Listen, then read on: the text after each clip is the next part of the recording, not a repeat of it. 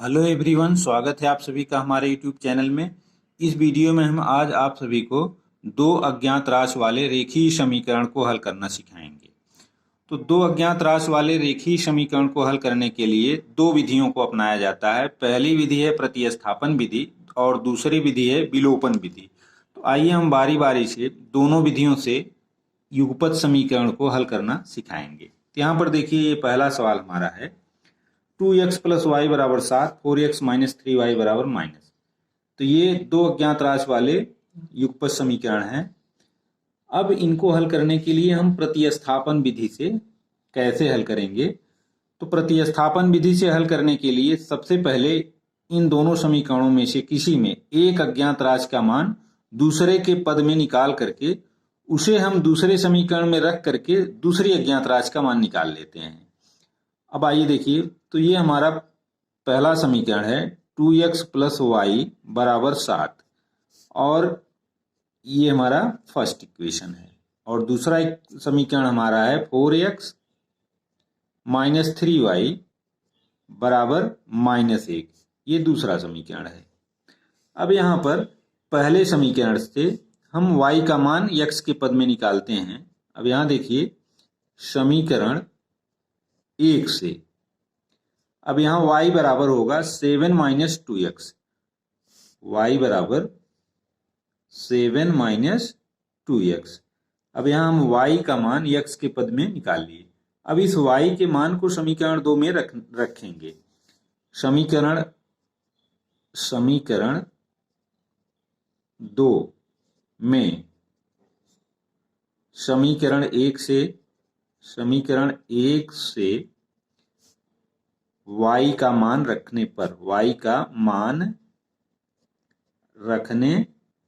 पर तो आइए अब रखते हैं। तो यहाँ हमारा हो जाएगा 4x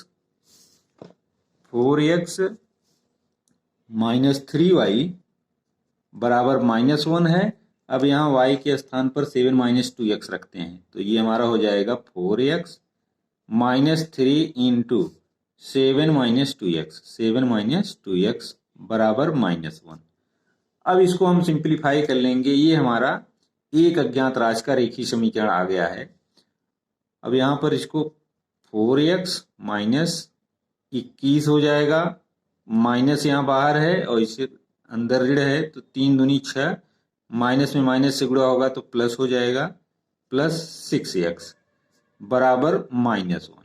अब यहाँ 4x प्लस 6x इन दोनों को हम जोड़ लेंगे तो ये हमारा हो जाएगा 10x minus 21 is equal to minus 1। अब यहाँ देखिए, माइनस 21 इधर है, इसको पक्षांतर करके दूसरे पक्ष में ले जाएंगे तो ये प्लस हो जाएगा, तो 10x बराबर हो जाएगा माइनस 1 प्लस 21, तो ये हो जाएगा 20। यानी यहाँ पर माइनस 1 पहले से ही है और प्लस 20 इधर आ जाएगा, तो 21, तो ये हमारा हो जाएगा 20। अब यहाँ देखिए, ये एक रेखीय समीकरण है एक अज्ञात राशि का, तो यहाँ दोनों पक्षों में हम 10 से भाग देंगे तो x बराबर हो जाएगा 2। दोनों पक्षों में हम 10 से भाग दिए, इधर कट जाएगा, इधर 2 हो गया।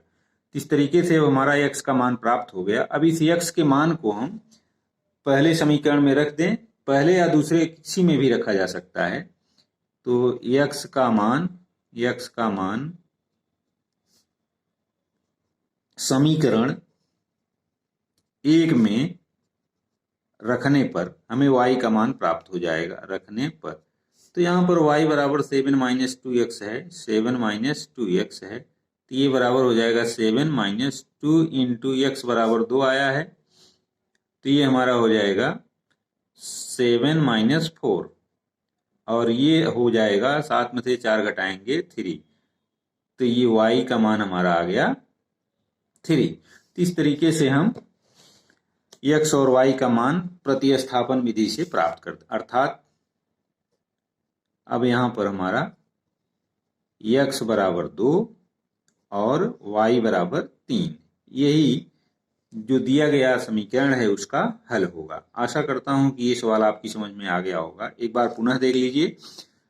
प्रतिस्थापन विधि से युगपत समीकरण यानी दो अज्ञात राशि वाले समीकरण को हल करने के लिए समीकरण रेखीय समीकरण होना चाहिए।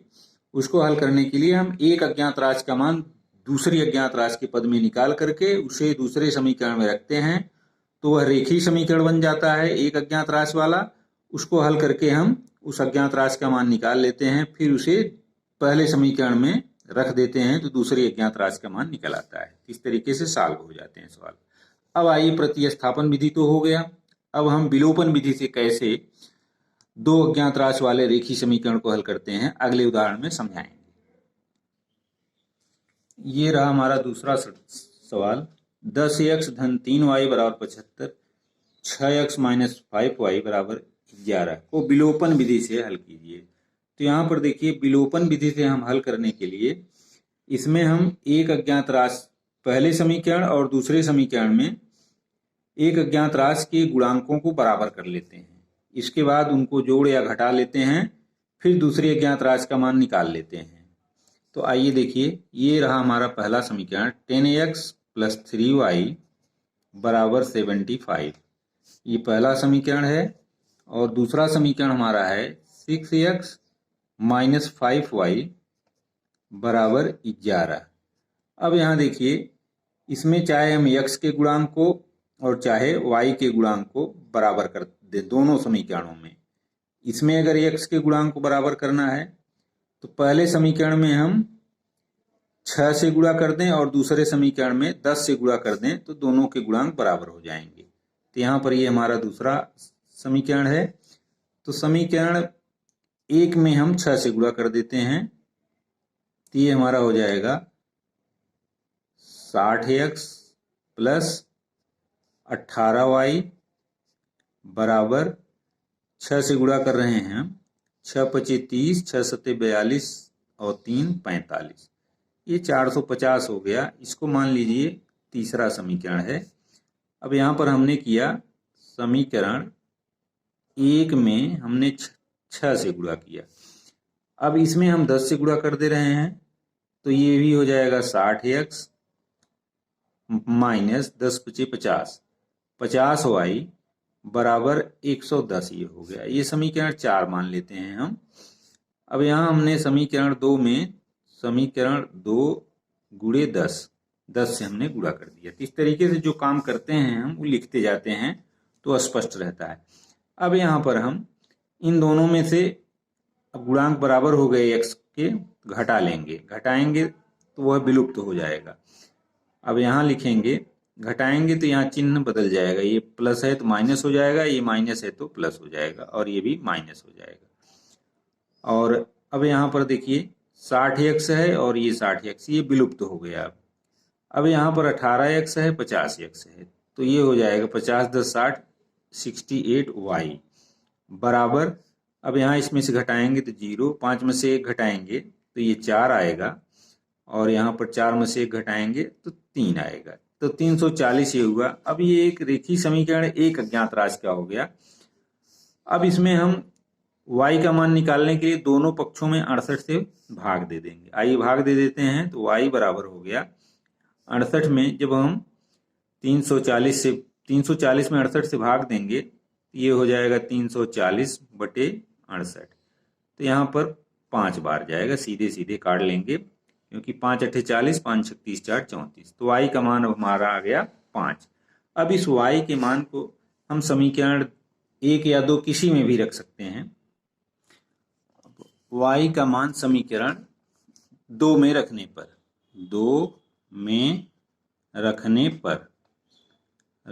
पर तो आइए हम रखते हैं। तो दूसरा समीकरण हमारा है 6x minus 5y, 6x minus 5y बराबर 11। अब यहाँ पर y बराबर 5 है तो ये हमारा हो जाएगा 6x minus 5 into 5 equal to 11।